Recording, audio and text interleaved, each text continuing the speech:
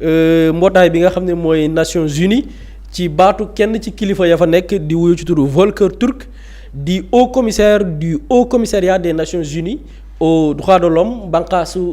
Nations Unies bi nga xam ni nee nañ ñooy caytu lépp lu jëm ci wàllu àq ak yelleefu doomu aadama démb à travers le site web ONU ñoo ko publié ci seen site web officiel ci benn bataaxal bu ñu intitulé Turc exhorte le Sénégal à ne pas signer la nouvelle loi anti-LGBT néfaste mu ne moom ki nga xamante ni mooy haut représentant bu Nations Unies bi mi ngi sàkku ci Sénégal mu bañ a promulguer loi bi nga xamante ni nii dafay daan borom ñaari tur yi loi boobu leen ñu jàpp ni ab loi bu safaan la ci biir bataaxal bi ñu signé ko Genève ñu ne l'adoption par le Parlement sénégalais d'une nouvelle loi doublant la peine maximale d'emprisonnement pour les relations homosexuelles consenties la portant à 10 ans et punissant la promotion, le soutien et le financement de l'homosexualité, de la bisexualité et de la transsexualité est profondément préoccupante. ñu ne Assemblée nationale bu Sénégal la mu jël ci ndogal voté ab loi boo xamante nii dafay diisal daan ya yoon prévoir ngir teg ko ñi nga xamante ni nii borom ñaari tur yi lañ te ñu déggoo di sëy yóbbu ko ci fukki at daan ñi nga xamante nii dañuy promouvoir mbir yooyu di daan tamit ñi nga xam ni dañuy soutenir li nga xamante nii mooy doomi aadama yooyu jaarale ko ci koom wala ci yeneen anam daan yooyu nga xam ni tamit dafay daan ñi nga xam ni ay bisexuel lañ dañuy sëkk ak góor di sëkk ak jigéen transsexualité yi transsexualité maanaam ñi nga xam ni ay transsexuel lañ dañuy toog namm dem soppi seen awra mel neneen nu leen suñu borom du bindeewul ñu ne loolu noonu ab mbir la boo xamante nii ñoom daf leen jural njàqare ñuy xamle ni loi boobu noonu dafay salfaañe ak yelleefu doomi aadama yi ya nga xamante ni nii ñoo képp kuy doomi aadama dañ la ko war a respectel ñu ne muy le droit au respect maanaam jox la cër droit à la dignité maanaam jox la worma droit à la vie privée maanaam ñu sàmmal la nga xamante ni nii mooy la nga xamante ni sa yëngu-yëngu la te mu concerné la yow waaye tamit ñu ne à l'égalité et aux libertés d'expression loolu tamit dafay salfaañe li nga xam ne mooy nit ki am sañ-sañu wan fa mu féetee wala promouvoir la ko neex waaye tamit dafay salfaañe le droit d'association et réunion pacifique dafay salfaañe droit bi borom ñaari tur yi am di dajaloo di booloo ci ay mbootaay loolu itam mu ñu ne loi bi Sénégal voté ci semaine bi daf koy salfaañe ñu ne waaye nag bu ñu xoolee loi yooyu noonu ñu ne dañ ko inscrire maanaam dañ ko xaatim ci li ñuy woowee déclaration universelle des droits de l'homme droit loolu boo xamante nii boo demee ci charte yi nga xamante ni nii dañ ko dippee déclaration universelle des droits de l'homme loi yi nga xamante ni nii mbooleem réew yi mbootaayu xeet yi dañu àndandoo xaatim ko ñu ne loi yooyu noonu dañu gis ni daf koy salfaañe te moo ne Sénégal dafa bokk ci dëkk yi nga xamante nii dafa xaatim déclaration boobilee ñu ne loi bi dafay exposer population bu Sénégal ci wàllu crime de haine maanaam nit di boddi nit di ko jimale ci kaddu yoo xamante nii xëy na peut-être mbañeel la ay abus maanaam nit ñi mën nañ dem ba ëppal ci waaye tamit ay arrestation arbitraire jàpp nit ci loo xam ne teguwul du chantage une discrimination généralisée mën na jur ay nit tamit di jéem a xupp nit wala di jéem a sàkku ci moom as mbir waaye tamit di jur li nga xam ne mooy wàllu boddi wante bi nga xamante nii mën na laal domaine yu bari ñu ne mën na laal domaine nu njàng mi mën na laal domaine nu santé wér-gu-yaram wàllum xëy wàllum liggéey ak wàcc ak lépp loo xam ne dafa jëm sax ci wàllum dëkkuwaay li nga xam ne mooy loi bu bees bi dafay salfaañe yooyu lee ñu ne loi bi dafay restreindre tamit li nga xam ne mooy le travail légitime des défenseurs des droits humains ñi nga xam ni ay mbootaay la ñuy nekk fii Sénégal di yëngu ci wàllu suñuy sàmm ak yelleef doomu aadama loi bi dafay salfaañe seenub liggéey waaye dina salfaañe tamit liggéeyu média yi dina salfaañe tamit li nga xam ne mooy la liberté d'expression maanaam nit ku nekk am sañ-sañu wax lu la neex supporter ku la neex fësal la neex ñu ne loi bi tamit dafay salfaañe yooyu la nga xamante ni ay droit la li mu ko jeexalee nag xëy na moo gën a jur polémique bi ñoom muy waa Nations Unies di ne ñi ngi sàkku ci président de la République du Sénégal bañ a promulguer loi bi maanaam loi bi bu ñu ko voté dafa war a dem président xaatim ko am ab délai xëy na Pape Samba dina dikk ci délai yeeg yooyu ngir loi bi ñu mu mën a entrer en vigueur ñu ne ñi ngi sàkku nag président bi bu mu def loolu bu mu dëggal li nga xam ne mooy loi bi nga xam ne ñoom ni ñu ko dippee cette loi néfaste ab loi bu bon a bon bi ñu voté semaine bii ñu ngi woon ak autorités yi ñu abrogé du ñu yam sax ci bañ a promulguer loi bi waaye nañu abrogé loi bi nga xam ne sax moo fi nekkagum te dañ jàpp ne xëy na peut-être dafay xeex borom ñaari tur yi ñu ne nañ ko def ngir mën a sàmmanteeg li nga xam ne mooy àq ak yelleefu doomi aadama yi ci Sénégal loo xamante ni xëy na du jur benn boddi wante diggante doomi aadama fa mu féetee ak la nga xamante ni mooy yëg-yëgam donc loolu lañ mën a jàpp daal ci bataaxal bi nga xamante ni nii tukkee na ci Nations Unies te ki ko xaatim di wuyoo ci turu Volker Turk donc loolu lañ mën a jàpp soxna Ramatoulaye. jërëjëf Boury am na solo Pape Samba ONU lan moo ko si suñu ay loi bi nga xamante ne dañ ko war a promulguer ou pas vu que moom am na ay priorités yi nga xamante ne je pense que moo gën a importante wala ñoo gën a taxaw nii tembe ak ñun suñu loi yi nga xamante ne su suñuy réew lay des. effectivement te boo xoolee taxawaayu ONU sax tu te dis que l'ONU a plusieurs choses yu ko gën a yitteel et même par rapport à l'ONU xam nga ñun Sénégal dañuy jël yenn bànqaas yi def leen ma mystifier leen ba waaw ñoom lu ñu def rek noonu la effectivement ils ont une certaine puissance mais c'est-à-dire que l'ONU ci boppam moo amatul benn crédibilité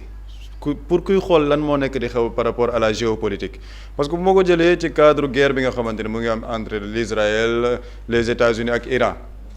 c'est-à-dire que Israël dañoo nekk di def une agression ci territoire iranien bi en violation de toutes les chartes yi ONU tegal en violation du droit international bu ma génnee sax ci wàllum guerre bi les États-Unis muy le président Trump dañoo dem dans un pays souverain muy le Venezuela capturer fa seen président Maduro indi ko aux États-Unis ne foofu lañ koy toppee juridiquement parce que kooku c'était un dictateur c'est-à-dire qu'on peut permettre à un État nekk dans la violation du droit international dans la violation de la souveraineté d'un État membre de l'ONU ONU toog di seetaan loolu noonu yëpp te jëluñ ci benn décision donc par rapport à la crédibilité de l'ONU ci boppam sax y a une certaine man bu ma ko mën a xoole mooy une certaine léthargie par rapport ak ñoom li ñu war a def parce que dans la crise géopolitique am na taxawaay bu bëri bu ñu waroon taxawaay defuñ ko lan moo tax parce que l'ONU dañoo nekk di préserver certains intérêts loolu ce n'est pas un secret de polichinelle ba maa ngi fàttali ko sax crédibilité ONU du léegi la tàmbali parce que en 1960 Charles de Gaulle da doon wax ci ONU di critiquer la gestion de l'ONU l'inefficacité de l'ONU par rapport aux crises internationales traiter ONU de machin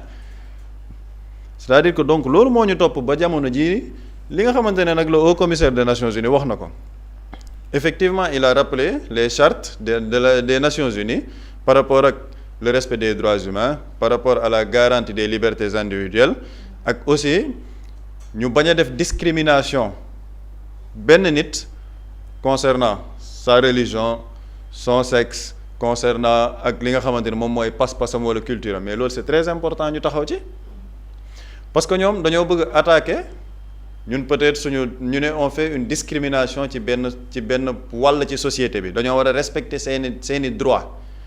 mais je suis désolé dans l'Occident il y a des pays yoo xamante ne ils ne respectent pas les droits fondamentaux de certaines personnes notamment les musulmans boo demee en France dañu naan dañoo bëgg dem vers l'interdiction du port du voile dans les espaces publics interdiction port du voile boobu noonu bu fekkee damay sukkandiku ci haut commissaire des Nations Unies bi lu mu wax c'est en violation des chartes des Nations Unies parce qu'il y a une discrimination de la personne en fonction de sa religion parce que bu fekkee nit ki dafa ne moom musulman la religion am ne ko del muuru mu ne moom dama bëgg muuru c'est sa liberté individuelle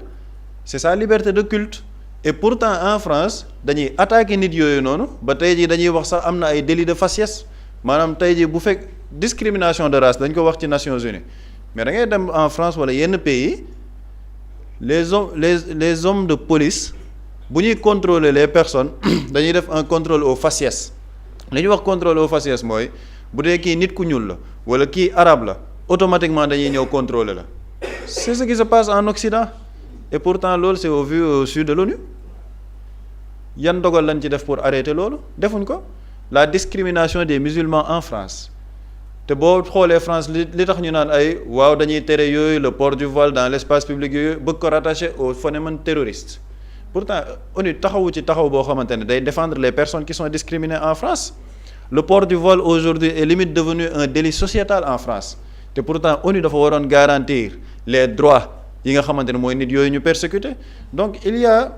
benn doxalin boo xamante ne ONU mënuñu wax ne ñoom ils garantissent les droits de tous les citoyens dans ce monde-là dafa am ONU ñoo xamante ne ñooñu dañ leen di protéger ak ñu bëgg cibler et man li tax mu xaw a doy waar mooy c'est-à-dire que ñoom dañu ne dañuy respecter la souveraineté des États parce que la charte des Nations Unies c'est très important mais li gën a important mooy la souveraineté d'un État et la souveraineté d'un État c'est de décider ni man par rapport à mon État par rapport à ma culture par rapport ak samay gëm-gëm nii laa bëgg légiférer ci sama biir réew loo xamante ni day répondre aux valeurs sociétales yi peuple bi bëgg loolu souveraineté wu État la maintenant pourquoi l'ONU moom mooy ñëw di wax ni non lii la ñu war a promulguer wala léeg la ñu warul promulguer et pourtant defuñ ko ci yenn État yi mooy li ma wax te yooyu moo gën a graaw parce que ñoom li ñuy wax ni dañ ne il y a une persécution ci benn minorité ci biir réew xam nga loolu ça se limite au pays mais les crises géopolitiques yi nekk di am quand Trump va capturer Maduro quand Israël attaque l'Iran mais ça a des répercussions mondiales day laal le cours du pétrole day laal l'économie mondiale day laal les industries ONU mën nañ taxawee taxawaay boo xamante ne ñoom ñooy le garant des libertés mais defuñ ko lan moo tax parce que daa am ñoo xamante ne sañuñ leen attaqué et loolu nii yëpp c'est le processus d'un lobby ñun chaque jour ñu wax ko fii ci plateau bi c'est-à-dire que y a deux lobbies le lobby sioniste le lobby homosexuel c'est deux lobbies hyper puissants c'est-à-dire que hyper puissants ñoom ils ont une surprotection même des organisations internationales parce que dafa am agenda boo xam ne dañ ko bëgg a tëral te agenda boobu bépp pays boo xamante ne yaa ngi nekk contre cet agenda là dañ lay xeex da ngay xool depuis le vote de cette loi là xoolal les médias internationaux notamment les médias français traitement bi nga xamante ne ñu ngi nekk di ko ci def mais la France ñoom dañoo interdire la polygamie pourtant la polygamie c'est une liberté individuelle nit mën na toog ne man je vais être polygame parce que ma religion me permet d'être polygame ñoom lan moo tax ñu interdire ko fa dañ ne dëppoowul ak seeni valeurs sociétales waa ñun li ñu décider ñun dëppoowul ak suñuy valeurs sociétales pourquoi il y aurait donc benn demi-mesure boo xamante ne kii mën nga ko xas ci ay choix mais que tu le protèges en fonction de ses choix mooy dañoo am bànqaas yoo xamante ne ñoom daal il protège peut-être les États les plus puissants parce que ay intérêt la ñuy sauvegarder foofu mais la crédibilité même de l'ONU elle est entachée te jàpp naa ni de toute façon l'État du Sénégal bu fekkee ne projet de loi bi jàll na en conseil des ministres ba ñu adopté ko conseil des ministres ça veut dire que le président de la République est d'accord avec cette loi sinon duñ ko adopté ci biir conseil des ministres bi mais bu dee jàll na conseil des ministres ba ñu adopté ko foofu ça veut dire que le président entériné na d'accord na léegi dañ koy yóbbu à l'Assemblée nationale ñu def un vote bu ñu defee vote dañuy delloowaat loi bi ne le président de la République moom moo ko war a promulguer maintenant président bi sax dañ ko tënk parce que article 72 bu constitution moo ne promulgation wu loi bi le président a un délai de 8 jours pour promulguer loi bi Assemblée nationale mën na ne lii c'est une procédure urgente loi bi faaw ñu promulguer ko gaaw mën nañu rétrécir délai bi ba 4 jours mais même si le président de la République dans le délai des 8 jours promulguer wul loi bi l'Assemblée nationale peut prendre ses responsabilités et promulguer la loi donc c'est-à-dire que mënuñ ñoo tënk ci dara parce que on a un État souverain boo xamante ni dafay décider ci ni mu mën a protéger ses valeurs sociétales et loolu nag jàpp naa ni ce n'est pas un communiqué de l'ONU moom mooy faire reculer les autorités sénégalaises te li ëpp solo mooy loi bi ñu voté est-ce que peuple bi ànd nañ ci et le peuple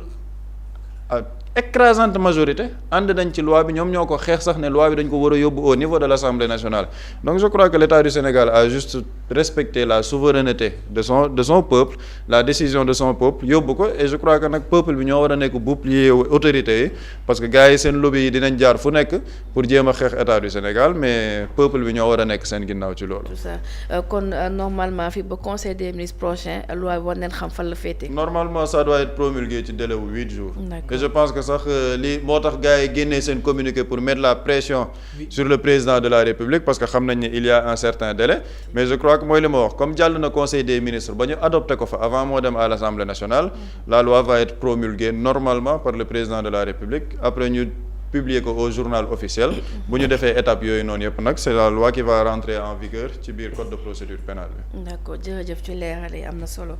Boury est-ce que ONU waroon naa sax wax li nga xamante ne mooy suñu loi bi nga xamante ne bëgg nañ koo promulguer wala njiitu réew war na ko promulguer est-ce que kii di ONU sax waroon na cee sax wax vu que kon li ma laaj Pape Samba rek am na yeneen priorité. am na yeneen priorité je pense que contexte bi Pape Samba wax dafa jaadu tey ku ci nekk xam ni ONU am na d'autres priorités naan nit ki am na d'autres chats à fouetter que nekk di lijjanti réew moo xamante nii dafa souverain am indépendance am ay bànqaasam et souvent dañu wax ci loi lan mooy déterminer loi loi li koy déterminer mooy la volonté populaire loi li koy déterminer mooy un problème spécifique bu xew ci dëkk ñu ne kat nañu légiférer lii mooy déterminer loi lan moo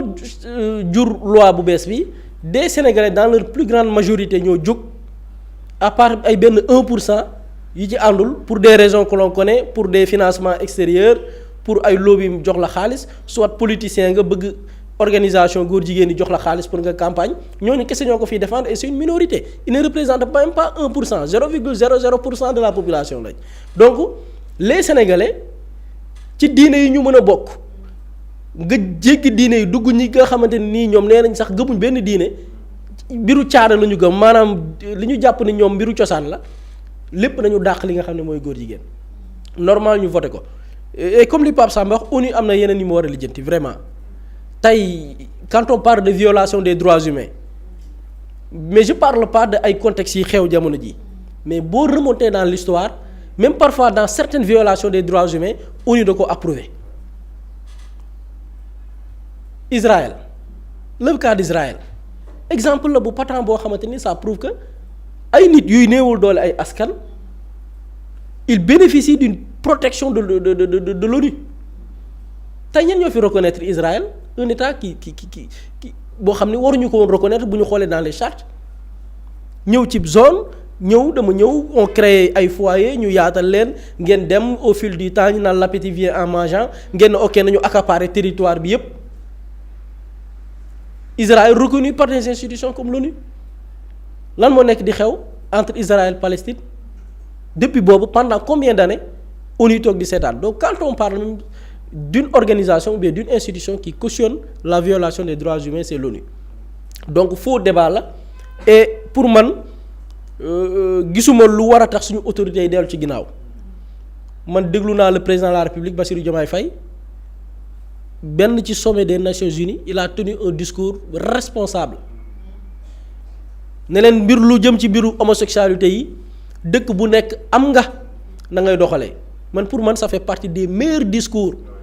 yi président Diomaye mës a def bi discours bu wuteeg may leen ñu temps bàyyi leen ñu on a nos valeurs am nañ suñuy principe ñu doxal la ñuy doxalee mbiru question boobu ñu régler ko ñun suñu problème et je pense que loolu jeexal na wax ji li ci des nag mooy l'acte nag voté nañ ko promulguer mu entrer en vigueur parce que pourquoi man parfois damay jàngat au-delà même de la forme mais damay jël le fond bi ma liiree seen communiqué bi lan la ñu wax dañ ne cette loi expose la population à des crimes de haine des abus des arrestations arbitraires du chantage et une discrimination généralisée dans les domaines de l'éducation dans les domaines de la santé dans les domaines de l'emploi et du logement lii c'est des mots clés à retenir lii dafay traduire l'agenda bi organisation internationale yi am ak suñu réew ak ci yan bànqaas lañ ko bëgg a jaarale ils ont parlé de l'éducation amul fi benn examen fii Sénégal daaw jéeg la xaw ma 2022 xaw ma par quelle magie ñu fexe ba joxe benn sujet benn texte boo xamante ni on parle de l'homosexualité c'est-à-dire que l'agenda vise le programme scolaire il va falloir que ñu veiller ci loolu parce que ONU tëbul tëb rek ne loi bi dafay dooleel abus ak discrimination ci secteur yooyu noonu c'est-à-dire que ñoom ok ñi ngi dans ces secteurs ba am lu ñu ciy ragal ñu ne dans le domaine de la santé góor jigéen ñi ñu arrêté fan yii yëpp ñuy wax ay plus de 82 mandats de dépôt ils étaient suivis ñu leen di ravitailler ay préservatifs ñenn ñi bokk ci ay réseaux yoo xam ne sax dañ ne utiliser tuñ préservatifs yi dañuy transmettre jàngoro ji de manière volontaire ces gens-là koo ci jël ñu ne la am na carte de santé ay góor jigéen ñi ngi leen di faj chaque jour ma jël exemple bi alors que demal ci yenn village jigéen bu bëggee matu nekk ci diggante dund ak dee ñu ne emploi mbiru emploi man dama ko wax fii y a des sociétés yoo xam ni yow bu entretien lu ci jar loolu on est au Sénégal am suñuy principe am suñuy valeur nga woo nit di ko liggéey lu ci mbiru borom ñaari tur di wut am na ñu ne non c'est une question parce que bu fekkee ni yow da ngay liggéey ak nit mu nekk góor jigéen sa yoon nekku si en fait ñoom loolu intéressé wu leen de c'est-à-dire que del góor jigéen ku ne xam ne ni ay saay-saay lañ Sénégal fi góor jigéen yi fi nekk nga dégg nit ku témoigné diw jéemoon na ma doxaan noonu la ñuy def bu ñu doon def li ñuy def di ànd ci déedéet dañuy jéem a wut ñu xëcc c'est-à-dire que yow da ngay dem entretien professionnel ñu laaj la booy cohabiter ak góor jigéen ban comportement ngay am est-ce que góor jigéen bu la doxaanee wew di nga nangu loolu bokk na ci entretien professionnel nga ne ko non man góor jigéen bu ma doxaanee saa yi dama koy dóor kurpañ dama koy arrêté ñu ne la yow demal toog en fait c'est ça quoi dans les entretiens yi ñuy def dans les entretiens professionnels ils incitent les gens boo nekkee góor jigéen même bu la bëggee doxaan nangul nekkul ba xam est-ce que boo nekkee ak moom mu leer ni góor jigéen la di nga ko tolérer rek loolu de l'objectif c'est que ku ci nekk jàpp cohabiter ngeen nekk nga considérer ko comme orientation sexuelle am nga considérer ko comme lu normal ONU dans leur communiqué il parle de l'emploi ba nga war cee mën a dugg sax yow. ba nga want waaye ba pare ñëw ci logement man dama ne est-ce que maa ngi wax Israël ñii est-ce que nekkuñ ci dans une conquête est-ce que nekkuñ dans une conquête et dafa am yeneen yi ma gën a intéressé li ma naan man damay analyser forme bi ak fond bi mais dans le fond qu'est-ce qu'ils disent ñu ne loi bi ñu voté ci cette semaine dafay restreindre liggéeyu les droits humains les défenseurs des droits humains ñi nga xam ni ay mbootaay la ñuy nekk fii Sénégal di sàmm ak yelleef doomi aadama yi man waxoon naa ko fii ñu ci bari dañuy dem demander récépissé ne dañuy liggéey pour lu améliorer les couches vulnérables ñi néew doole alors que góor jigéen ñi la ñu bëgg a dooleel. gis naa benn député dama fàtte tur bi laaj ko ministre de l'intérieur Bamba Cissé ne ko est-ce que gëstu nga récépissé yi nekk au niveau du ministre de l'intérieur et je pense que loolu liggéey la parce que ñoom waa ONU bu ñu nee loi bi dafay néewal doole liggéeyu les défenseurs des droits humains ils savent que y a des défenseurs des droits humains ba tey yi nekk fii Sénégal di dooleel góor jigéen yi ci suuf jëbaluñ ko nag mais ñu ngi koy def ci suuf mais ils ont parlé d'une chose très importante ñu ne dafay restreindre le travail légitime des médias ONU ci seen bataaxal biñ ne Diomaye bul signer loi bi dañ ne loi bi yow Diomaye dafay gàkkal liggéey bi nga xamante ne nii médias yi ñu ngi koy def jëm ci góor jigéen ñi lii waxtu ñun wax nañ ko fii Pape Samba chaque jour mu jël ci exemple avec des productions audiovisuelles qui se passent dans nos télés moom la ñuy jëbal fii tout ces dernières semaines yëpp lii lañ doon wax jaar nañ fépp ñi ngi ci njàng mi ñi ngi ci programme bi ñu naan xaw ma dañuy dooleel jigéen ñi alors que dooleel jigéen ñi taxu leen jóg xam nañ les vrais problèmes yi femmes yi di jànkonteel xam nañ ni ñu ko mën a régler mais dañ koy utiliser à d'autres fins la souffrance des femmes la ñu jël bëgg ko utiliser à d'autres fins yi nga xam ne finalité bi du lenn lu dul créer une rivalité entre l'homme et la femme dooleel góor jigéen taux de natalité bi wàññeeku nos populations li nga xam ne moo war a constituer notre force cette semaine en conseil des ministres on parle de capital humain ce capital humain là ñan la ci gën a soxla ndaw ñi Sénégal code du travail boo amee benn âge yi nooy def dañ la da ngay dem retraite kon capital humain boobu ñan lañ ci yaakaar une population active lii la ñu bëgg a xañ ñu ne loi bi bu ñu ko voté dafay restreindre le travail légitime des médias jëloon naa ko fi exemple suñu médias yi est-ce que xam nga ni dañuy tere ku ŋàññi góor jigéen code de la presse waxoon naa ko fi dénoncé naa ko et je pense que avec les réformes qui vont venir partie boobu dinañ ko fa dindi mi ngi su ma jumul ci article 18 du code de la presse bi nga xam ni mooy daw jamono ji Sénégal dañ lay aaye yow le journaliste le technicien des médias nga dañ ne le journal et le technicien des médias doivent respecter la dignité humaine on est d'accord ku ci nekk war nga jox war ma nit ñu ne éviter toute allusion par le texte l'image et le son à l'appartenance ethnique ou nationale d'une personne à sa religion à son sexe ñu ne aaye nañ la ngay wax wala di jibal di junju nit selon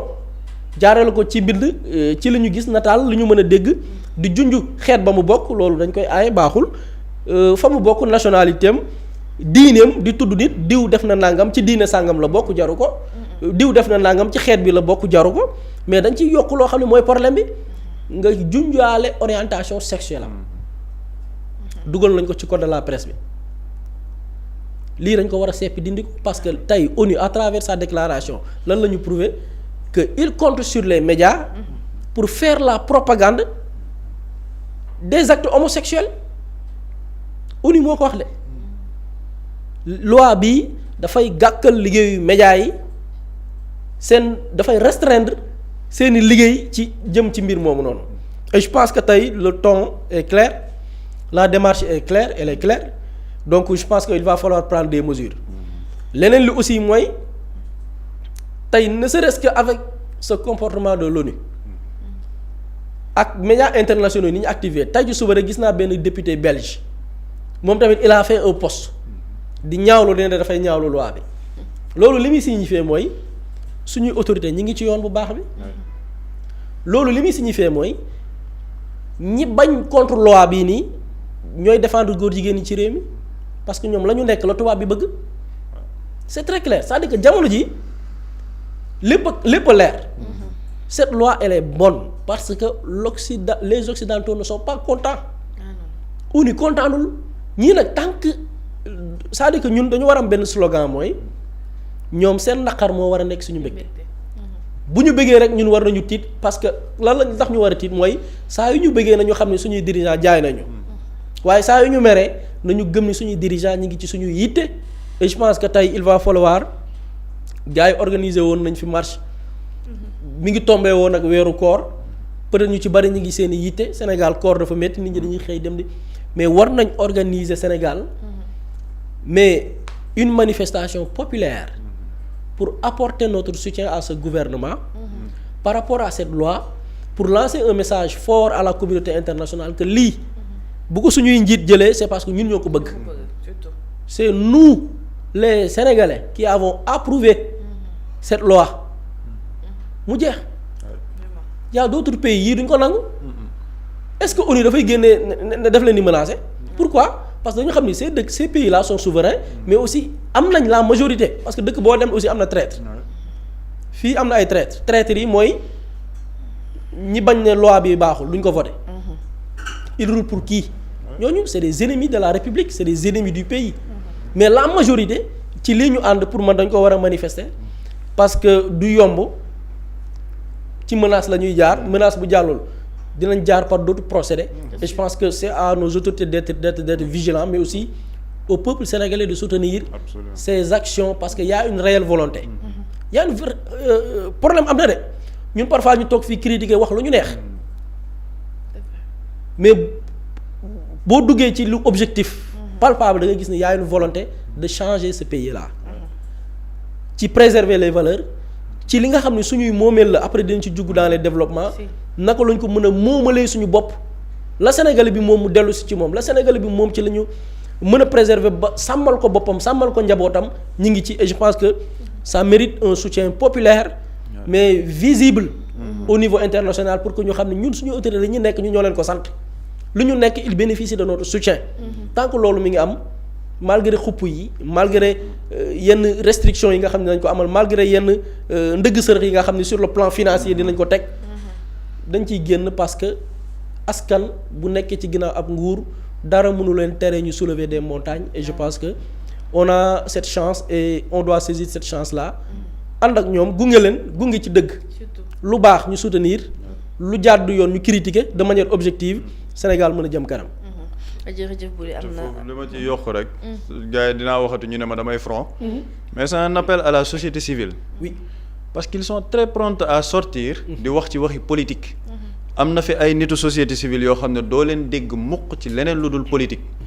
bu premier ministre génnee ñu ne waaw warul waxee nii bu benn opposant waxee lii ñu ne non waroo ko jàpp parce que liberté individuelle c'est une liberté d'expression. la société civile elle n'est pas que politique. du question politique kese la société civile c'est avant tout des questions sociétales